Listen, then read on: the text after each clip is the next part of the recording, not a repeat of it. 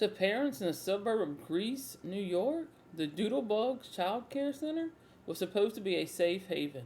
It had a reputation as a top tier facility, a place that promised a secure and nurturing environment for their kids.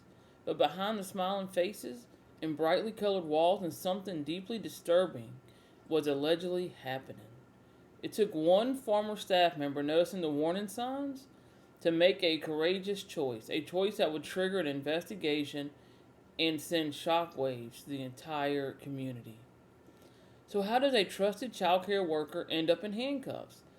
This is the story of how one person's bravery unraveled a horrifying series of alleged crimes and exposed a nightmare that was hiding in plain sight. The whole thing started not with a bang, but with a quiet, deeply unsettling conversation in November of 2024. A staff member at Doodlebugs noticed one of the little boys seemed distressed. In an interview, the former employee, who wishes to remain anonymous, said she knelt down to ask him what was wrong. What the boy said next would unravel everything. He reportedly told her, "I'm not supposed to say anything." When she gently asked why, his answer was chilling. "Noah told me I'm not supposed to." The Noah he meant was 24-year-old Noah Hoofler, an employee at the daycare. The child then described an incident of inappropriate contact. As a mandated reporter, the staff member knew she had a legal and moral duty to act. She couldn't just let it go. She immediately contacted the New York State Police, setting a massive investigation into motion. That one report was the single spark that lit the flame. State police from Troop E launched what they later called a comprehensive investigation, but getting answers was anything but easy. Trooper Crane noted that the investigation took a very long time, mostly because the victims were so young. Communicating with small children about trauma is incredibly difficult, and investigators had to rely on specialized, lengthy forensic interviews to piece together what happened and gather evidence. As they dug deeper, a crucial detail emerged. The alleged abuse wasn't happening at the daycare facility itself. Instead, Noah was allegedly using his job at Doodlebugs as a place to meet his victims. With the abuse occurring outside of the child care setting, while the children were under his supervision, the investigation eventually tied the specific charges to an incident that took place in the summer of 2024 in Hilton, New York.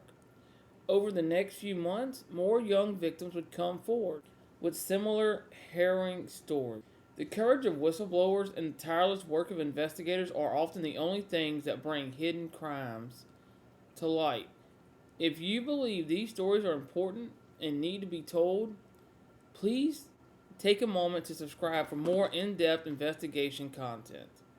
After months of painstaking police work, the case took a major step forward on February 3rd of 2026. On that day, Noah Hoofler and his attorney arrived at the state police barracks in Rochester, where he surrendered to authorities.